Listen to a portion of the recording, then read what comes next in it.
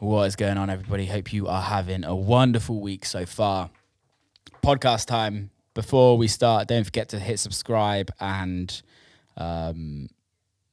set it up to automatic downloads. It means that the podcast can keep going, and I'd love you forever. So, podcast time. And this week, we've got the one and only Carlo Lio. Carlo has been around for a long time and has just been consistent over the years. A seriously good DJ, seriously good producer, runs Rawthentic music with Nathan Barato. Also found out that he also runs another record label on the podcast, which I did not know about, so that was interesting. Love this guy's insight. Really good conversation. So without further ado, Carlo Lio. Carlo Lio, what's cooking, man? Not much, same old. Dude, how about you? I'm good, man. Like at the moment, I'm in the UK. So the sun is shining. It's like really nice, fresh, cold mornings. Yeah, that's how it is here right now. I love these mornings like this. Where are you in Canada? Yeah, I'm in Toronto. Toronto. How's it all going over there? Yeah, it's good. I mean, weather-wise, it's like, fall season's changing, starting to get cold, but yeah. On that tip, that's how it is. In terms of, COVID stuff, it's a little crazy. Yeah, we don't need to talk about that. Canada's getting fucked right now. It's not good. If you how's the touring going? How's all of that? Because I don't know many folks in Canada that are touring. Like how does it work? I've been off for about 15 months. I just really started touring again the whole summer, like July, August, September, but only because I moved to Florida. So, oh, really? Yeah, because everything's open there, right? So that's where all the work is. So I have a place that I rent out over there. So I'm like, I'm going to take advantage of it. I'm going to rent it. So I stayed there the whole summer, and it was a ton of work. And after 15 months of not doing shit, that was the move. You know what I mean? Yeah, well, I think this is the thing. I don't know if you saw, but like, I think there's like a backlash on things being open back then and all of that. But I think at the end of the day, it's like, you got to work. We've got to work. You got to work. I got to work. I held off as long as I could to the last possible second. And, I got a kid now, so that changes the mentality even more. It changes everything, man. When it's just you, it's easy, right? You can just make things work out. But the minute a kid gets involved and a partner or whatever, and you just got to do what you got to do. And that's the position myself, and I'm sure tons more people are in. Yeah, totally. It's interesting. It's really interesting. We live in the most interesting time in probably human history right now.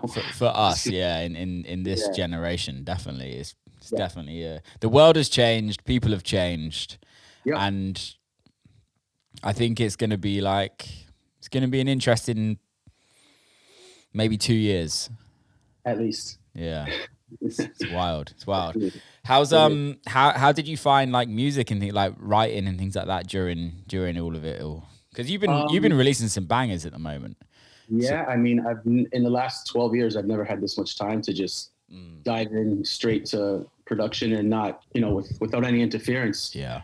That first 15 months, I've never made so much music in my life. I mean, I'm sure a lot of guys have done the same. I mean, I don't have to release it. I mean, I don't have to make a track for the next 2 years and still have releases. You know what I mean? So it's been good on that note. It was definitely one of the silver linings. Yeah. How do you find that though? Because from going what you said, like I don't have to make music for the next 2 years. Like I'm in the same situation as well, but I'm like, it's not going to happen. I'm still going to make music. Of course, you're going to write music, but for me, it's like I was in the studio right beforehand. Just going through some ideas and looking for samples and kind of hunting. And I'm like, for me, I'm putting so much pressure on myself because I'm like, I've written all this music and I'm happy with it. And there's this music that's coming out and there's the music that's not coming out that just always gets kind of left in the hard drives. Right. But I'm also like, this music that I've made, I'm really happy with, but now I need to take it to the step further. And I'm putting so much pressure on myself on how to take it to that step further. Because it's like, I don't want to just write what I've been writing for the last 18 months. How do you find with that? I mean, for me, like I've used this time to make music without pressure, because while I was touring, it was always like, I'm playing 2-3 shows a weekend. I'm coming home on a Monday. Yeah. I'm leaving again on Thursday. There's a kid in the picture now, so it's like he's number one. Yeah. I'm tired as hell, so I had pressure to make music when I kind of didn't want to, or just didn't really have the time to. So this was the first time in a long time I actually felt no pressure, which is why I've started making way more techno than I have been, and more, a lot of that other shit that's on the hard drive that hasn't been touched yet. It's all across the board. So yeah, and for me, the number one rule with making music is never pressure. I can't schedule studio time on Wednesday at 2 to 6. I need to be in the studio. If you're not feeling it, chances it's going to go south is 100% for me, at least. You know what I mean? Yeah, I like working with pressure in the studio, but for me, like my life outside of the studio has to be in order for me to enjoy the studio. Right. Or else it's just you're in your head. Yeah, you're in your head the whole time. It's like the worst time. I love making music without pressure, but if I have to do a remix, I'll probably do it 2 days before it's due, because so I guess I'm both ends of the spectrum when it comes to that. Yeah, man. How did it? I want to know like more about your background as well, because like we've known each other, but we've never really like had a full on conversation. No, I think we met I think maybe we met 2018 or 2019 at Movement. Detroit, yeah. Yeah, you with Greg. Right. And I obviously I know you through your music, but I don't know you as a person. But how did it kind of start with you? Like, because I remember a few years back you got to, I don't know what it was. You'll probably be able to tell, but like you got big. Yeah, it was 2010 was my like transition year from a local DJ to an international DJ. Yeah. And I could start there. I could start even before. Start wherever you want, mate. Wherever feels natural. Yeah.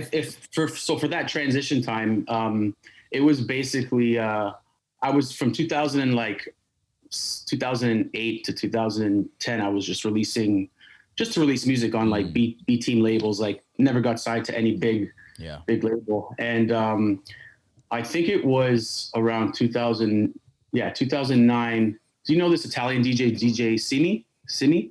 No. Okay, well, he ended up giving one of my tracks that he was playing to Ali, to Dubfire. Yeah. And I ended up waking up to a MySpace message from him. And and that was like the days where I didn't believe it. I thought it was just some fucking spam message, you know what I mean? So I kind of replied back in like I don't even remember what I said, but I pretty much in not so many words, like said it was kind of bullshit. And he's like, no, it's really Ali and whatever. And then I'm like, okay, we got into contact. And then from there is where I started doing stuff for SciTech.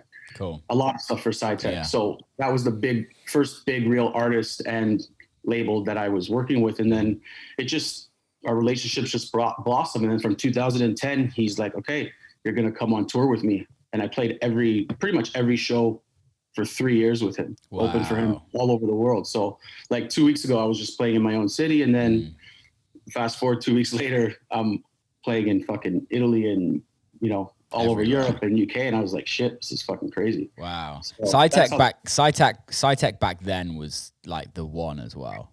Yeah. When it started, it was like, it was the shit, Well, I guess Ali was coming off the deep dish kind of vibe as well at that time. Yeah, that was where he really like, broke out of that whole other persona and went straight, underground vibes. Was releasing, the Ribcage track, the Ribcage, man. Yeah, it was just a time that time where he was just banger after banger, and it just he'd done a remix of System 7.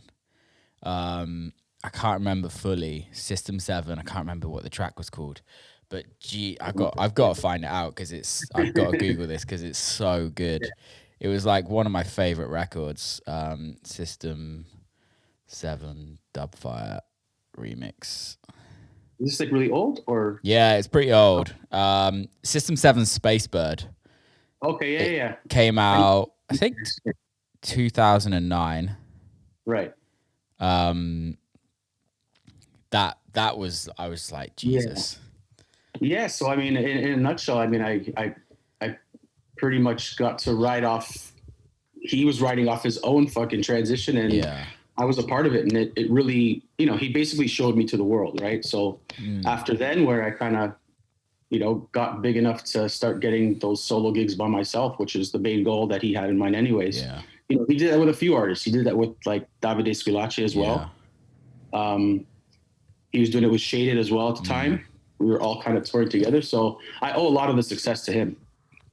It's amazing, man, because I don't know if how you feel about it nowadays compared to then. I feel, I could be wrong, and I'm happy to be wrong, but it doesn't feel like it really happens like that anymore. I feel it's more like record based. Yeah, I agree 100%. Whereas like you have to have that big record to like there's a certain, maybe not actually, I don't know, because like let's say for instance my career, I've never had like the hit record that you're kind of, but we've done years and years of touring.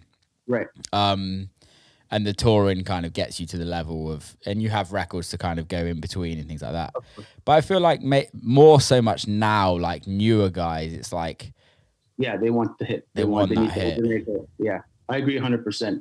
And even though I got still that once in a lifetime chance, I still feel like my progression was still very organic. Like I never had a number one record on Beatport, or let alone maybe one or two top 10s that were there for 5 minutes and fucked off. You know what I mean? So it's for me, it was just always being consistent. It was more important to me to have the guys that I wanted to play my record. You know what I mean? So yeah, but I agree. Right now it's overnight success. Like everyone wants that one, and it's there. You can get it, but I don't know. Someone like me, I don't make records like that. You know, I'm not. But yeah, you're right. I agree. I also saw one of my mates, she posted earlier, and it was like, hats off to all the DJs nowadays, because you're not just a DJ or a producer, you're a part-time model, you're a part-time marketer, you're a part-time this and part-time that. And it's so true. It's like, and I'm not complaining. I think there's some actual really amazing things right now that's like, even 10 years ago, being a DJ wasn't a thing, right? And I think being a DJ or a producer nowadays, it's fashionable and it's hip and trendy. But by doing that, it made it more appeal to more people, which means more people come to see us play, which means there's more money to be earned. There's more people listening to our music, blah, blah, blah. Right. When did you, because you came up during the time when it was like, it wasn't that. When did you see the transition, or were you like, I need to get my shit together to do this, or were you like, I'm just going to stick to what I know and kind of move forward? I mean, I kind of, like anything, right? You got to roll with the times, and I did as much as I could without letting it stress the hell out of me. But like, I hate being a slave to Instagram and having to, again, it's pressure, right? Yeah. I have to post something this week for the sake of posting, just so no one forgets my name. Like, I hate that type of pressure. So, I mean, I do what I need to do on social media, but like, I don't want to. I don't have a social media personality. Like, I'm not that charismatic guy. I like to speak through my music, but again, it's part of it. And yeah, you have to do it, especially when you're trying to come up in this day and age. You know what I mean? It's super important. But yeah, if it was up to me, like we had 2 days of social media blackout a couple of weeks ago, and it's fucking great, man. It was the best thing, wasn't it? I remember texting my manager, Ryan, and was like, mate, I love that Facebook is down. It's like, because it means that Instagram's down. It means that it was a bit annoying with WhatsApp, because like it meant that I couldn't get stuff done with people that, but hey, you can text them. But it's like, it was nice. It's a nice breath of fresh air, man, for sure. It reminds me, because I like the same for you. Like I remember growing up without that, and without that instant connection with everyone. Yeah. That's why I also say, like, my come up was super organic, because I couldn't wake up in the morning and decide I wanted to be a DJ. Yeah. No, you needed some loot. You needed to buy two 1200s. You needed to buy a mixer. You needed to spend $150 at the record store every week. You know what I mean? I didn't have YouTube to, if I don't know how to do something, I just go on YouTube and within a second, I learned how to produce by just fucking opening up a program and pressing every button and see what it did. Yeah. So it's a real different time. Yeah. I think there's massive pros and cons to it. For sure. Because I was just listening to a bunch of old house records. Sorry, I'm drinking these fucking drinks and they make me burp so much. It's like LaCroix. Is it like a beer? No, it's like just like sparkling water, flavored sparkling water. Oh, okay. But do you get LaCroix in Canada? No. Yeah. I mean, I don't know, but I don't know what it is. Yeah, LaCroix is like a big thing in America, but this is like the UK version. Okay. It's better. Is it alcoholic or no, completely sparkling. Okay. Yeah, just water. What was I saying? Yeah, I was listening to like old house records earlier, and I was like, it's not because we have so much. We're so lucky nowadays that we can go use any program. We can pretty much download any synth, even if you have no money. Like, you can get a synth, like you can buy like Logic, Ableton, and you have everything there.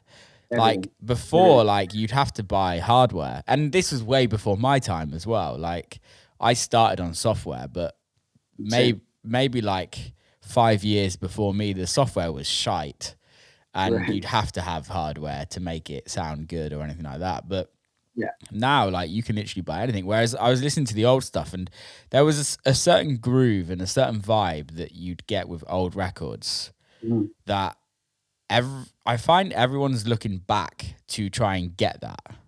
Yeah, and I think they should. Yeah. Your future, for me, it's based off my history. And those records back then, as full and as fat as they sound, and they're so fucking simple. Like, for me, a success is when I make a track with very little channels that sounds like it's super complex. Yeah. You know what I mean? And I think that's a testament to a lot of these old records that sound so full and they're actually really, really simple. But it's hard. It's hard to recreate those and catch that vibe. And, less is more for me all the time. Yeah, I agree, man. I agree. How's the record label going? Yeah, it's been going amazing, man. We've had a good few years for sure. Can't complain. We were like pre-COVID, we were ready to start doing a lot of like label events and stuff, which obviously went to shit because of no parties, but we've kept it going. We've releasing the same as we've started with, every few weeks, and just kept in people's faces, and the response has been amazing. So a lot of support, a lot of quality releases, and super, super happy. How did you run a record label before you started Rawthentic?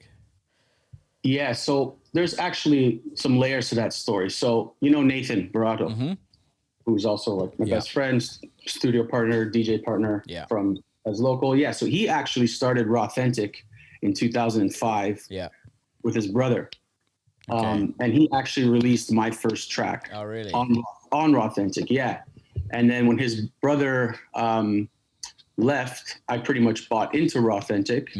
And then Nathan kind of left the music industry for a bit, and I had Rawthentic solo.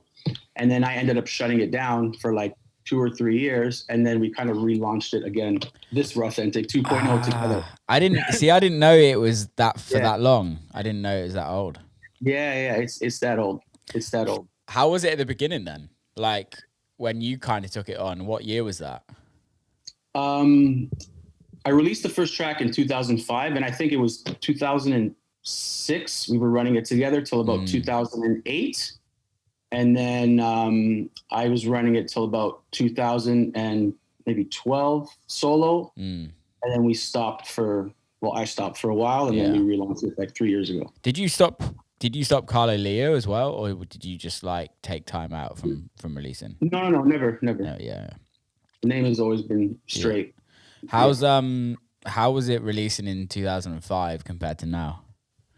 It was very, very different. I mean, we were even pressing vinyl back then, which was a lot easier to do than it is now. There was a lot less people in the pool, so to sell very little copies was a lot easier than it is now. But yeah, again, it was just more organic back then. Today, it's like, as an underground label, especially even now with Rawthentic, even though it's doing good, there's a lot of other things that you gotta dump money in per release, where it kind of like puts you in the hole right away. And we're not a top 10 label, right? We put out underground music, so you're spending a lot before you're even making a dime. Where it was a little different back then, but gotta do what you gotta do, I guess. Yeah, man. I think the thing with streams nowadays means that eventually you can make money.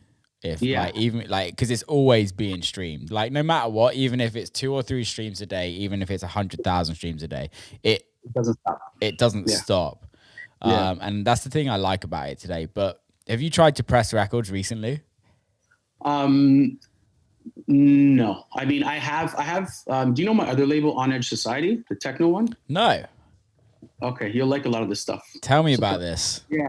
So On Edge Society, I started with Kareem Kali from New York. Mm-hmm. We launched this about 4 or 5 years ago. Damn. Yeah, 4 or 5 years ago. And again, it was super underground. We started off pressing vinyl. Yeah. We weren't even on Beatport for a little bit. But was that when Beatport was hard to get onto? Because I remember like when Beatport started, it was hard to get onto Beatport.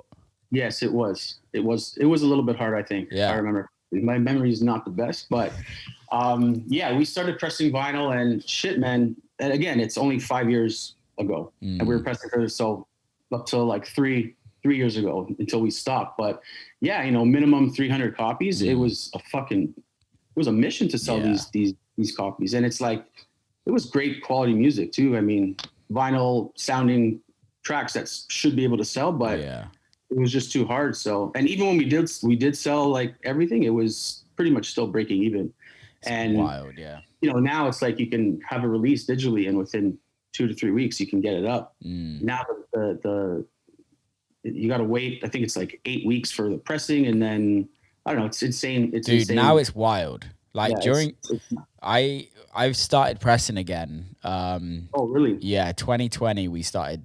So with the record label, I started doing a yearly press of at the end of each year we're gonna release a vinyl with all the releases on. Okay. So it's like more of like a collector's kind of edition rather than like what it used to be. Right. And the first year, which was 2020, before we kind of had it prepped before COVID and kind of got it all going. And then last year in fact this year, we put our deposit down in March to get the record. And we've just been told that we probably are not going to get the record until April next year. Like 13 months? Yeah. Yeah, that's insane. And and you just like we were supposed to have we booked our place to get it in by October, and now it then moved to November, then it moved to December, and now it's moved to like April, and you're just like, guys, like how are you supposed to like keep a schedule if you were actually pressing vinyl like per release? You can't. Every other release, it's impossible. You can't, and also it release per year. Yeah, but that's the thing is like. I don't know I don't know how the record labels like. It's not like we're going through like a proper pressing company that like does it on a regular basis, and you're just like, and all it is just backup. So during lockdown, everybody started pressing records again, and there was just a massive backlog, and you're just like, so is this pretty much standard for every even credible vinyl company right now? Yeah, like that type of waiting. Yeah. Oh my god, yeah, that's insane. It just does. It makes no sense to me. It makes me want to open a vinyl pressing plant. I know, right? Within 6 months, you'll be that backed up too, though, probably. Yeah, exactly. But it's good money. It is, for sure. It's like, what businesses are you guaranteed to make money? It's like being a funeral director or like a pressing plant right now. It's so true. We look at it. It's funny. What's the plan with Rawthentic? Well, what's the plan with both the record labels? Is it business as usual, or is it just like, how did you kind of go through like COVID and all of that with releases? Because I know a lot of people stopped. There's a lot of labels that stopped releasing. Yeah, yeah. I mean, with us, we kept it business as usual. Like with Rawthentic, we release every 2 weeks. Nice. Which is a lot, but Yeah. there was also a few releases that, like, you know, this track is could be a huge summer track when there was no summer last year, or timing releases that, you know, are in conjunction with BPM or a big, you know, WMC or some shit. So maybe we've moved stuff around like that. But in terms of releasing, we didn't stop nothing. I felt like keeping that consistency was just way more important. And I feel like we've grown during the pandemic. Helps. Yeah, man. Support and attention, and, you know, Beatport love, and I think we made the right decision for sure. No, I totally agree with you on that. I want to talk business on record labels, because I think it's something that a lot of people don't talk about and aren't willing to talk about. Right. How do you find like the actual making money on the music side of things nowadays? And with regards to having a release every 2 weeks, that's a lot of content. That's a lot of catalog, which is what a record label really, that's the value of the record label, right? Is catalog. Of course. How do you find releasing a record every 2 weeks, and is it financially, like, is it good for the label to do that? Yeah, I think financially it's definitely better. I mean, the more you release, the obviously more you're going to bring in some extra money in. Totally. But there is different types of like pressures to it, because by the time you're pushing a release that's coming out today, you're already starting to stop talking about it and trying to push the one that's coming out in the next 2 weeks. So there's a little bit of you know, traffic, I guess you could say. Yeah. But we found ourselves releasing once a month, and because the label has gotten pretty hot, we've been oversigning. Yeah. So it's like we need to be releasing 2 weeks so we can get out all this great music. Yeah. And even with now, I mean, there's comes a time where me and Nathan are just like, all right, let's stop signing for 6 months, because you know, there's a lot of great music and we want to be a part of releasing it. So I feel like that once a month has kind of pigeonholed us a little bit to say no to stuff that we may not have wanted to say no to. Yeah. But and on the financial side, more streams, obviously more sales. It's more consistent. So yeah.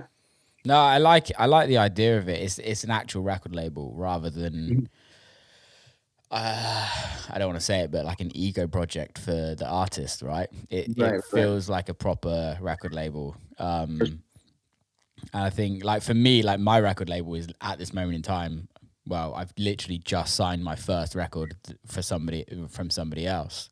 But for me, my record label was like about building a sound for myself before I started signing other people. Right.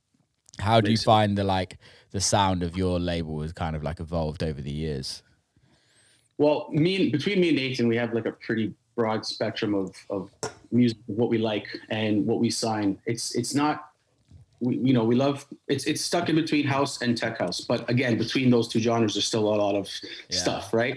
It came more down to just having records signed that have longevity. Because right now, I mean, music is so disposable. Yeah, and it's good music too, but it doesn't, I could forget about it in 2 weeks. Yeah. I want a record that a year from now or 2 years from now, it's just going to pop in my head and I want to pull it out and play it.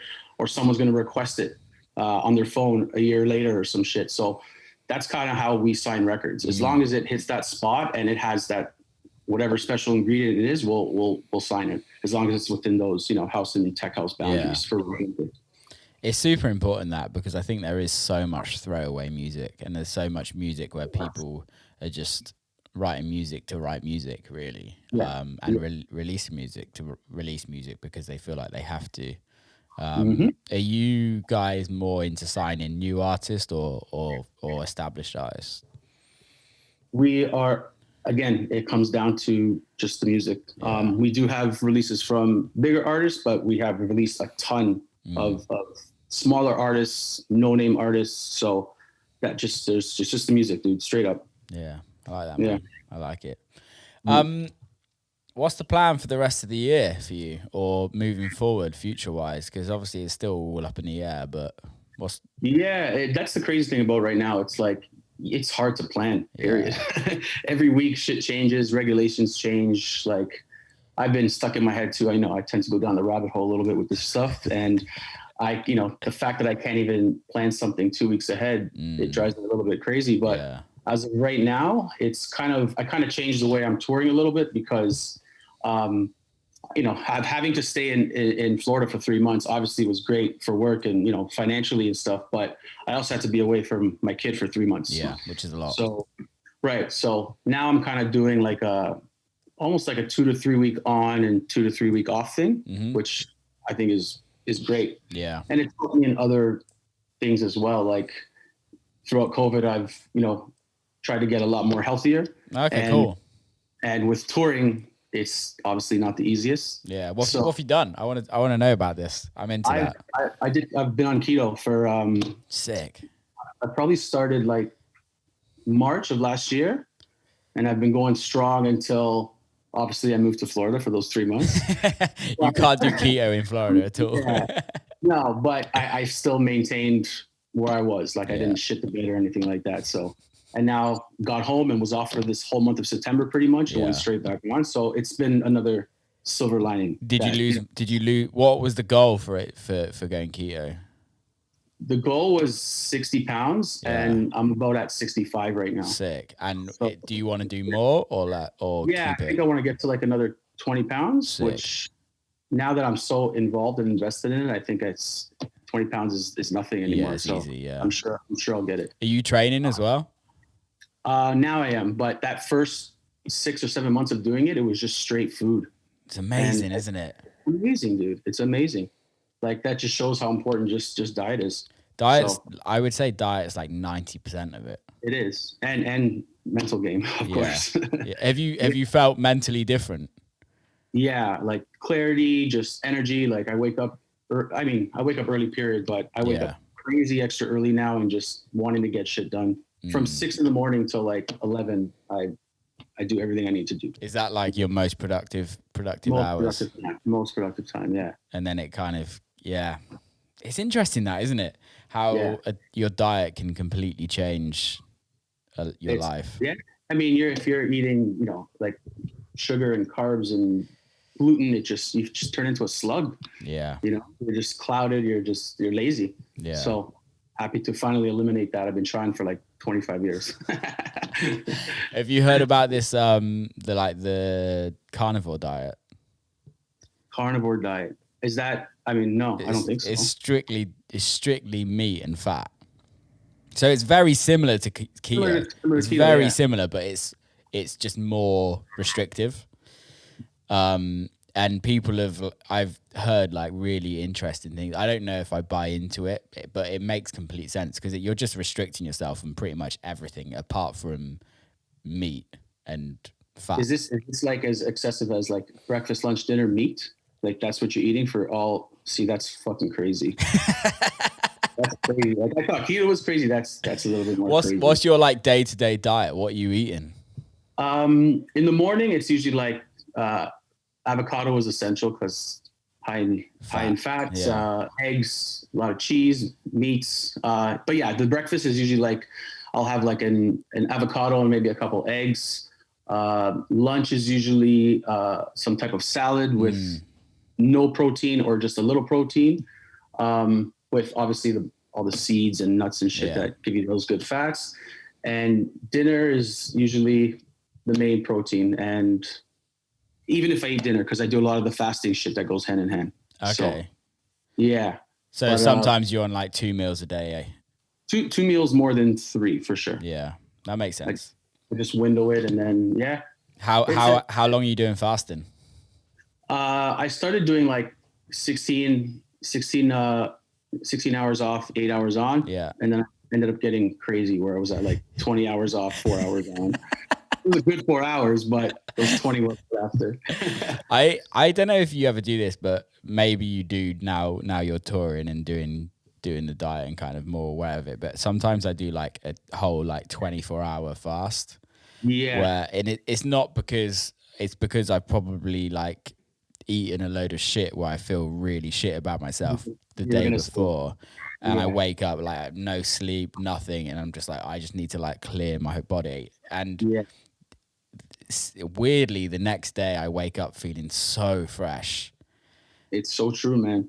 And it's wild to me because like I think we're taught as kids, aren't we? Like you have to have your like 3 meals a day and you have to do this and you have to eat that. And like I don't know about you, but growing up, like your parents are like, don't eat. You have to eat all on your plate, blah blah blah. And it's like it's just not how it's supposed to be. It's not. And me growing up from like an Italian household, my dad was the cook of the family, best cook I've ever had, you know, but it was pasta and pizza and breaded cutlets and just bread on top of bread. And, you know, my dad loved sweets. It was just, everything was available 24/7 in my house. And it's kind of what derailed me. And it's now, since I moved out, I mean, shit changed a little bit, but, it was technically, it was wrong. And now with the kid, I'm trying to just do the opposite of that, you know? And right now we live in a world of alternatives, which is what you need to do on every diet. Keto was like, you can't just wake up and start keto. I did a month of like educating myself of, you know, I'm like, oh shit, there's ice cream with no sugar in it. You just didn't know about it because you didn't look. So did you get a trainer or anything? Did you, or somebody you just all did it yourself? Yeah, you know who actually I picked Anthony's brain, A-Vision. Yeah, he did it. He did it, yeah, and fuck, he lost like over 70 pounds right now. See, I didn't know him when he was fat, and I did. We were same big body type of dudes. Yeah, he went in, and I was kind of using him for the first month, and it was a big help. But yeah, dude, 70 pounds is no joke. Yeah, that's big. I went for pizza with him actually in New York like a couple of weeks ago. Yeah. And he showed me fat pictures, and I was like, "Wow, man, you literally look like a different person. It's amazing." Different person, man. And it's like you look 10 years younger, man. It's crazy. 100. I think, I don't know. Tell me if I'm right or wrong. I think when you've got your diet and your health together, your career grows. It does. I agree with that. It's like, you're just in a different position. You're more positive, and when you're more positive, better things happen, and you're more motivated to do more shit. So it's just, I agree 100%. Yeah, I think it's just that focus, isn't it? Like for me, the people that like, I don't know, this isn't necessarily always true, but the people that train regularly, that look after themselves, seem to be more productive in their careers overall, generally. Yeah, I could totally see that. Makes sense, 100%. I guess. Makes sense. I think also like now in the music industry, it's getting more popular to be healthy. Like a lot more of my friends are not drinking and all of that. And I don't know if you've seen it, but over the years, but DJs becoming a lot healthier and kind of more health conscious. I mean, this job, I mean, it should be, it's a fast life, and it's very rewarding, but comes with a lot of sacrifice and a lot of darker sides to it, you know? And for me, I've seen a lot of friends, close friends, and that have got sucked in and, you know, have either ruined their careers, lost their lives, or, you know, so it's important to have that balance. I'm happy I can switch on and off as well as I can, but, you know, even talking to my wife about like my kid, and she's, you know, I wanted to be a DJ. I'm like, maybe, but if he wants, but don't pressure, like, you know what I mean? Because you just never know. And it's you're thrown into a melting pot of a lot of bad shit. It's interesting, isn't it? Because a lot of people don't. I try and talk about it a lot on the podcast, and I try and kind of make or speak about like the real the other side. The other side, yeah. And there's a life of it's come out in the media, man. Like, and there's a lot of temptations in this industry, right? And it's temptations that like if we were working in a corporate job, we wouldn't have ever had those opportunities or those temptations in the past, if you know what I mean. 100%. Whether that's drugs, alcohol, women, men, like whatever you're into, like there's a lot more temptations in this industry, and there's also you're put in front of it. If you're never put in front of it, chances are you won't fight. But if it's there every weekend, every day, like chances of you snapping probably will happen. You know what I mean? So 100%. How do you find the traveling and the touring? Are you kind of good with it, or is it something that it affects you? Yeah, no. I'm good with it. I mean, thankfully I'm good with it because a lot of people, like a lot of guys too, back in the day that I've, kind of come up around the same time, once they started making a name and started getting on, 20 flights a month, they're like, fuck this. You know what I mean? Yeah. So for me, I'm happy I can do it, but that's the real work part of this job is not, waking up at 3 a.m. and going to rock a club. It's going to the airport on no sleep and not having a proper meal in 2 days and, drinking all this shit that you don't really want to. And just, that's the work part, which is the shit that we obviously don't really post on Instagram. I think it could be really interesting, but I don't know how it would be like, I don't know how it would be documented, but I feel like there needs to be side of it to be documented. There totally needs to be that side of it. Because I think like I do vlogs. I do like vlogs when I'm touring and I love it. But also you don't realize how much it's like hotel, airport, club, hotel, airport, club. Because my manager was like, mate, come on, like you need to stop fucking doing videos in hotels. I'm like, dude, you know what this life's like. It's like that's all we're in. And then you like make yourself go out and do stuff, and it's fun. It's more fun to do that. Do you ever get lonely? Yeah, of course. But in this job, you also have to be very comfortable with being lonely. Yeah. So I like having my own time, but sometimes I get too much of it, which I don't want. I'd rather be home, especially as I get older and stuff. But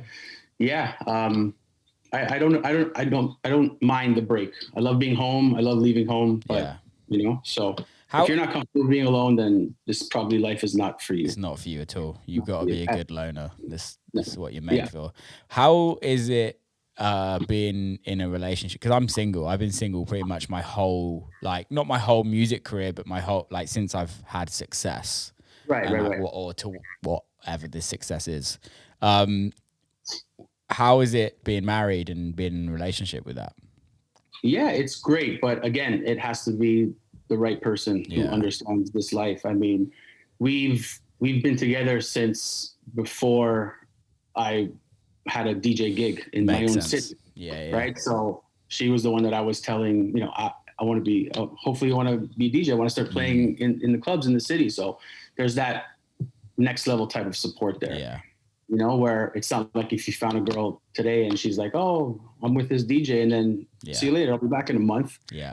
Shit done cut it, so they don't like it. It all comes down to just finding that one person who understands this life. And she's, she also loves the music as much as I do. Like she was part of this as well, Cool. So it's like we grew in this whole shit together. It's important, man. It's important to have a crew around you that get it and that are willing to kind of be with you through it. Because there's shit times. And there's also amazing times, and you want to share that with people. Oh, of course, man. There's like pinch myself moments so many times throughout these last 12 years, you know what I mean? Yeah. And I'm sure I'll have many more of them. When this is such a generic question, but I always like asking people. They have to be asked. But like, when was it when you're like, when you're like, shit, I'm doing what I've always wanted to do? Yeah. I got to the level locally where I was able to quit my job, my blue collar corporate job. Yeah. So that was definitely the first moment where I can, afford enough, money to not have to do the robot 9-to-5 life. You know what I mean? So that was moment one, but obviously I wanted to go to that next level. And yeah, that was obviously around that Ali story I told you, where I got to tour, and I'm like, shit, got that validation, and I could do this. Gave me more confidence, and just never stopped, never looked back. Yeah, man. Yeah. I love it. Are you releasing on any other record labels, or are you just releasing on your own? No, both. I just had the release on Cage, on Ferona's label under Alias. That shit's doing really well. Yeah, Uncaged is like smashing it. Yeah, I think he just posted that they're like the number 2 techno selling label on Beatport, which is amazing. Yeah, it's doing well. He's killing it. But I just released on his label. I had that one on Eats's label and Campos. It's wicked EP. I have a bunch of shit coming on Rawthentic as well. Yeah, I've been going pretty hard. I signed something with Truncate as well, which is dope. Is his label called Truncate? Yeah. I love that. He's got Truncate, which is the first one, and then he's got the newer one is Work Tracks. Yeah, Work Tracks. Yeah, it's more like that kind of ghetto tech sound, which is dope. I fucking love Truncate stuff. I met him the other day in Detroit, and he didn't have a fucking clue who I was, and I knew that he wouldn't have a fucking clue who I was. And I got introduced to him like, "Hey, this is Will Clarke," and hey, and I'm like, "Mate, I didn't say this, but I've been playing your music my whole career, and your music's amazing." But like, I just felt sorry for him because he had no fucking idea who I was. And I just, when you just have that blank face where you're like, he's probably might feel a little bit bad because I'm being introduced to him as this person. Right. But I'm like, I felt so bad for him because I'm like, dude, you don't have a fucking clue who I am, but it's cool. It happens, and it will probably happen again. It's happened to me a ton of times. Yeah. Yeah. It's fun though. I like that. Yeah, me too. It would be very weird if everyone knew who you were, right? Right. I love it. I love meeting someone where you can just converse for an hour and they have no idea the hell you are. That's the best. Refreshing and organic, and there's none of that sometimes people tend to put you in a little bit of a higher spot, and it's just I hate that.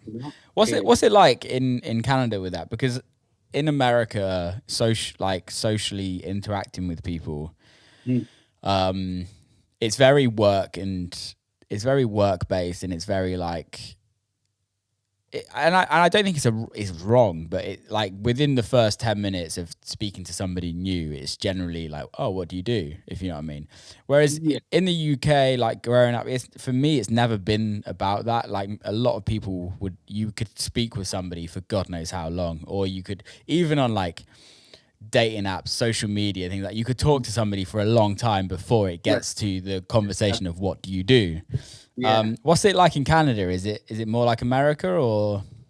Yeah, I would say it's more like that for sure. I mean, it definitely here. I feel like people kind of ask the questions that should be asked a lot later, much sooner, like you're kind of saying. Yeah. But, I mean, because as soon as that question comes up, and I mean, again, it happens to me all the time. You're a DJ. It's like the conversation kind of turns real quick. Switches. And then I start getting those generic questions. Oh, where's your favorite place to play? Yeah. Where'd you go? It's just, here we go, Do you ever say you should do something else? No, but I should. I do. I say I work in IT. That's awesome. Because it's the most boring thing. Yeah, no one's going to. And then no one's going to ask you any questions. Fucking smart, Will. That's very smart. I should use that shit. And it's really easy to be like, yeah, I work in IT. Yeah. What kind of IT? What department? Doesn't matter. They don't. They don't. That's when you can just close that conversation down and be like, right away. You don't want to know. It's boring. It's boring IT. I'm gonna use that. Or just bring out the porn star, and then that just watch their face, and it just completely changes. Time. Yeah. Work or say like the film industry, and then they ask you like what type of film industry, and they like the adult industry, and then they don't want to ask any questions. No, definitely not. But I think that would be a cool book. DJ stories of a plane conversations. How many conversations have you had or are you not a talker on the plane? Where like random people talk to you? Yeah, I'm not a talker on the plane. I hate talking on the plane. I'm not a big talker, period. Yeah. But yeah, don't get me wrong. It's not like I haven't been cornered on an airplane 100 times and I've fucking talked the whole flight. The whole flight. Yeah. Yeah. So I've been there, but I do my best. I'm the first guy that like puts on his headphones, fake sleeps, all that shit. If I get any type of signal that this person's a doctor, I'll do whatever I can to try to get out of it. But yeah. You do meet some interesting people on the travels though, right? We are lucky. For sure. We are lucky. It's amazing. Are you a plane talker? I'm not a plain conversation starter. Okay. I will engage. I'll talk if I get a good vibe from someone. Right. But I'm pretty sure we can kind of always get a good vibe if someone's going to be a good conversation or not. I agree. Yeah, it's a bit, I don't know. But sometimes it's nice just to have a really shit conversation with someone. I know. Something pointless. Just takes your mind off of everything and just get in it. Do you like traveling with people like that you know? Yeah, for sure. It does make traveling easier. Like when me and Nathan started traveling again and touring, like that was my favorite shit. Like traveling with your best friend. I've never had a tour manager or anything like that. So like, I feel like if I ever had a tour manager, it's not because I want him to hook up my shit. It's just because I want him just to be there, just you know? Be there, yeah. Just to have a friend. Yeah. So, I've never had a tour manager. My Ryan travels with me occasionally when he wants to come to a show and have like a weekend away. But sometimes I struggle with it, not because I love having the company, but I don't know about you, but I get stuck in my own ways of like how I like to travel and like be on time on certain places and like really anal. And then the minute someone comes and you're like, they mess it up and I'm like, fuck. Yeah. And then they'll tell you like, hey, relax. I'm like, no. No, you're following me. I got my shit. And I'm so anal with time. It's it's my biggest quality. Like it's so important to me. Because I don't understand lateness. No, me neither. Like, for example, when a promoter from another country that you're invited to picks you up an hour late and he says there's traffic, I said, but don't you live here? Do you not know there's traffic? There's probably traffic yesterday or the last 10 years on this street. I agree. So there's no excuse for it for me, you know? Yeah. Unless you're fucking, you get in a car accident or some crazy shit. But if it's just traffic, like it doesn't fly. How did you find that going to like European countries like Spain and Italy? Because everyone's always fucking late there. Yeah. Mexico. It's insane. Like it drives me crazy. Yeah. It drives me crazy. I mean, and Spain especially, and I lived there for like 5 years too. Oh really? Where did you live? Yeah, in Barcelona. When I started touring with Ali, he's like, you should move to Barcelona, and because it's just obviously coming from Canada, touring the way I was with him. Yeah, it's like tough. And I wasn't making a lot of money back then. It's like I'm flying from Canada to Europe every week, and I'm losing money. Yeah. So I ended up moving over there for about from 2010 to 2015. Amazing. And it was a great experience. But back to the lateness shit there, it's terrible. I would be at dinner, be at this restaurant at 9 o'clock, and everyone shows up at 10. I'm like, just say 10.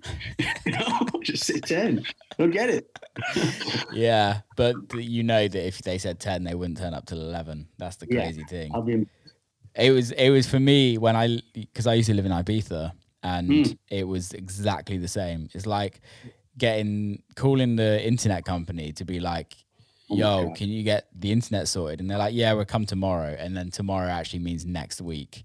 And then they're not going to turn up on the right day. And they just turn up, and then they'll have to call you and be like, where are you? I'm like, guys, I can't wait around all day long for you. Like, it's Kennedy, man. And there's no customer service either, Carl. Not there. That's for sure. I just love it that it works for them. I know. It definitely does. Nothing ever gets done, but it works. I don't know how business survives over there. I don't either. I'll never understand it, man. Never understand it. Yeah. It's interesting. Dude, we've just done nearly an hour. Let's wrap this motherfucker up. Yeah, dude, I could literally these podcasts are just like they're in their own world.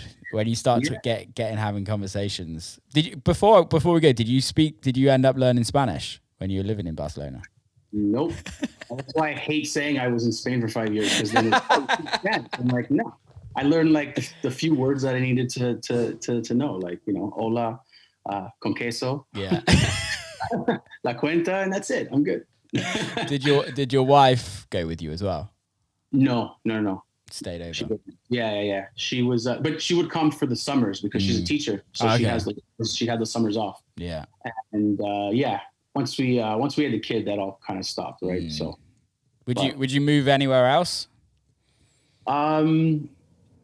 Honestly, Spain is where I would always go. Yeah. And even when we had the kid, we spent every summer in Ibiza as well. Whereabouts? Where do we stay in Ibiza? Yeah. We would stay in usually in San Antonio, to be honest.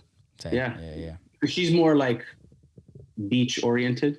So we would go to the south a lot and just, drive around. But San Antonio, yeah, it worked for us. That's cool, man. Did you used to do quite a lot of the music on stuff, right? Yeah, I did actually the first 3 or 4 years of music on. Yeah.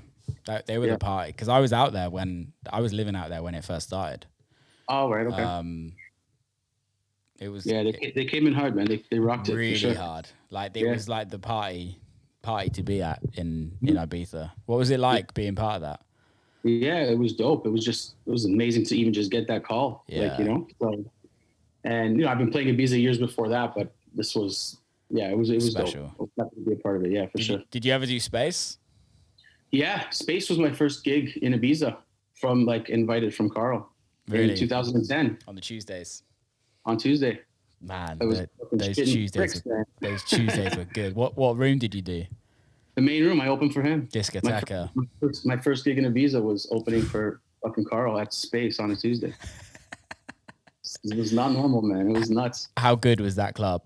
Yeah, it's untouchable. Still, there's to have a big room like that feel so small is just it's so special, dude. Because I used to help record all the podcasts on Sundays at We Love Sundays. We Love Space. Oh, no way. Crazy. So I spent nearly 4 years of the summer just at Space on Sundays. Amazing. And they were so far ahead of everything in that club. Such a well-oiled machine, and the nicest family too. It was nicest just crew. It's hard to find, and I haven't seen a club operate like that ever. Pretty much. Do you know the one club that operates that I find that operates closest to that now, which is ironic, is Space in Miami. Yeah, Space in Miami is fucking crazy. Yeah, I love it. You were there recently, no? Yeah, we did couple of months ago. Yeah, it's wicked, man. Great. That morning is special for sure. It was my first time headlining. Yeah. And yeah, it was special, man. Super special. Yeah, I love going there. But getting sucked in for 48 hours. It's dangerous, isn't it? It's dangerous. I miss Space Ibiza though. Yeah, me too. I know we sound like old fuckers by going it was not the same as how it was back in the day. I know. But that's what everyone says. I actually mean it about that, because of course that party in that club, all of the parties they did were just unbelievable. I know. Have you been since it's been something else? What is it now? It's High now. High. Have you been to High? Yeah. It's, don't get me wrong, it's done very well. But of course, because of the licensing, the Sunset Terrace they can't play music in there.